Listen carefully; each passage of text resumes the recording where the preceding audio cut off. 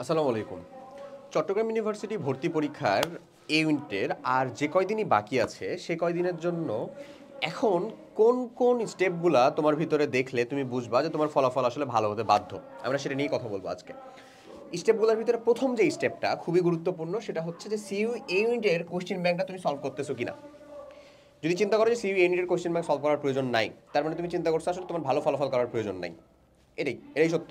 হ্যাঁ, কারণ তোমার কাছে ধরো একটা অফলাইনের একটা বই আছে, কোনো একটা অফলাইন কোচিং সেন্টারের একটা বই আছে, যে বইটা ভার্সিটি এ ইউনিট নিয়ে, ভার্সিটির সকল ইউনিভার্সিটির এ ইউনিট সেখানে আছে, সেটা একটা স্ট্যান্ডার্ড প্রিপারেশন, সেটা নিয়ে তুমি যাচ্ছ হচ্ছে চট্টগ্রাম ইউনিভার্সিটি ভর্তি পরীক্ষা দিতে। তুমি যে খুব খারাপ করবে আমি তা বলতেছি না, বাট তুমি খুব ভালো করতে পারবে না এতটুকু আমি বলতেছি। তুমি খুব ভালো করতে পারবা যদি তুমি ওই বইটা ওই সময় না পড়ে, ওই বইটা তো ডিউকে টার্গেট করে মেইনলি বানানো ভাইয়া, তো ওই বইটা ওই সময় না পড়ে চট্টগ্রামের আগে যদি সিইউ এর জন্য বইটা পড়তা, সো এটার জন্য তুমি সিইউ ইউনিট অ্যানালাইসিস মেগাবুক যেটা আছে সেটার ভিতরেও দেখতে পারো। ঠিক আছে?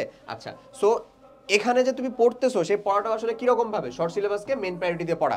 আমরা জানি এখানে ফুল সিলেবাস থেকে কিছু একটা কোশ্চেন হয়ে যায়, বাট সেটা আমরা করবো না। আমরা যে মেন কাজটা, মেন থিমটা রাখবো সেটা হচ্ছে শর্ট সিলেবাস থেকে। ফুল সিলেবাস থেকে, শর্ট সিলেবাস থেকে কেমন ধরনের কোশ্চেন আসতে পারে, কতটুকু পরিমাণে আসতে পারে, এই রিলেটেড একটা ভিডিও অলরেডি আমি দিছিলাম। ঠিক আছে? যে বিগত বছরগুলোতে কি পরিমাণে আসছে, সো এই বছরটাতেও কি পরিমাণে আসতে পারে সেই রিলেটেড। ওকে, ডান। এবং আরেকটা মোস্ট ইম্পর্টেন্টলি জিনিস যেটা, সেটা যদি আমরা যদি ধরো ইঞ্জিনিয়ারিং প্রিপারেশন নিয়ে থাকি অথবা মেডিকেল অথবা সেপারেট ভার্সিটির জন্য নিয়ে থাকি, তো আমরা নর্মালি 4টা সায়েন্স সাবজেক্টের উপরে বেশি ফোকাসড হই। বাট বাংলা আর ইংরেজি বাবা এখানে আমাদের আলাদা করে পাস করতে হবে, 10 এবং 15 মার্কের আছে, টোটালে 25 মার্কের সব এই মার্ক আছে এখানে। সো এটার গুরুত্ব কিন্তু কম না। তো আমাদেরকে ভালো মতন বাংলা এবং ইংরেজিটাতেও টাইম স্পেন্ড করতে হবে, টাইম দিতে হবে। ফিজিক্স, কেমিস্ট্রি, ম্যাথ বা বায়োলজি এগুলোতে তো আছেই, তারপরে হচ্ছে এই অংশটা। এবং এবং এই সময়টার ভিতরে খুবই ইম্পর্টেন্টলি যে কাজটা করতে হবে সেটা হচ্ছে ফলস কিছু এক্সাম অ্যাটেন্ড করতে হবে। What is mean by false exam ভাই?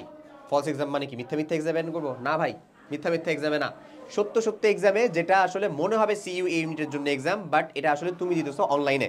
অনলাইনে হলে সব থেকে ভালো। তোমার কাছে যদি অফলাইনে স্কোপ থাকে সিইউ অ্যানালাইজ মানে সিইউ এর কে আদলে রেখে এক্সাম দেওয়ার মতন, তো তুমি অফলাইনে অ্যাটেন্ড করতে পারো, কোনো প্রবলেম নয়। আমার দরকার হচ্ছে এক্সাম অ্যাটেন্ড করা। সো তোমার জন্য সব থেকে ভালো হবে যদি তুমি অনলাইনে একটা এরকম এক্সামের প্যাকেজটা নিজের কাছে নিয়ে রাখো।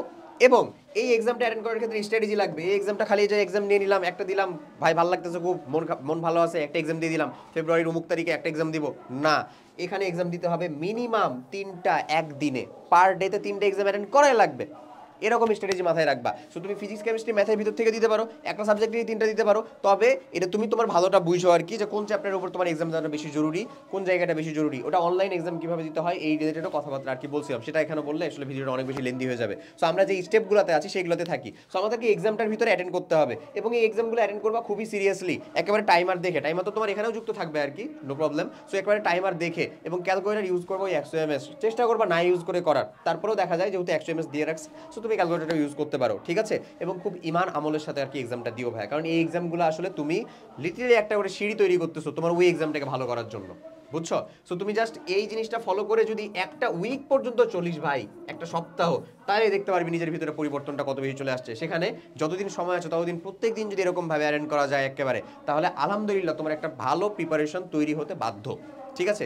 এবং থার্ড অফ অন যেটা, সেটা হচ্ছে প্রপার থিওরি রিভিশনটা করব আমরা এক্স্যাক্ট বিফোর এক্সাম। এক্সামের আগে যেন আমি টোটাল থিওরিটাকে একবার রিভিশন করতে পারি। এখন তো আমি তোমাকে থিওরি পড়তে বলতেছি না, কারণ তুমি অলরেডি ডিউ বা আদার্স অন্যান্য ইউনিভার্সিটির জন্য ভার্সিটি বেস প্রিপারেশনটা নিছিলা, অথবা ইঞ্জিনিয়ারিং প্রিপারেশন নিছিলা বা মেডিকেল প্রিপারেশন নিছিলা, তুমি থিওরি পড়ছো ভাইয়া, ওই থিওরি আমি তোমাকে এখন পড়তে বলতেছি না। বাট বিফোর এক্সাম, এক্সামের আগে অন্তত একবার যেন থিওরিটা তোমার রিভিশন হয়, এটা জরুরি। এটার জন্য একটা প্রপার রুটিন রেডি রাখা, যে ভাই আমি শেষ 10 দিনে আমার যে 8টা সাবজেক্ট আছে সেটা থিওরিটাকে রিভিশন করে ফেলবো। আলহামদুলিল্লাহ, এরকম করো। শেষ 8 দিনে করবো ভাই, করো। শেষ 4 দিনে করবো ভাই, নো প্রবলেম, করো, বাট করো, ওটাকে করো। মানে প্রপার থিওরি রিভিশনটা অনেক বেশি জরুরি আমাদের। থিওরির উপরে কিচ্ছু নাই ভাই, থিওরির পরে আসে হচ্ছে কোশ্চেন ব্যাংক। যেহেতু তোমার থিওরি অলরেডি ডান, তাই ডিরেক্ট তোমাকে এখানে বলতেছি তুমি এখনই অলরেডি কোশ্চেন ব্যাংকে চলে আসো। এবং কোশ্চেন ব্যাংকের সাথে সাথে একেবারে সেম গুরুত্ব দিয়ে যে জিনিসটা আছে সেটা হচ্ছে এটার এক্সাম অ্যাটেন্ড করা। ঠিক আছে? সো পরীক্ষা তার বেশ কিছুদিন বাকি আছে, সময় যতদিনই বাকি আছে এই দুইটা জিনিসকে খুব মেনটেন করে করার চেষ্টা করো, এবং লাস্ট অফ অন এসে এখানে পার্টিসিপেট করো। ইনশাল্লাহ ভালো ফলাফল হতে বাধ্য। সবাই অনেক ভালো থাকো, সুস্থ থাকো। আল্লাহ হাফেজ, আসসালামু আলাইকুম।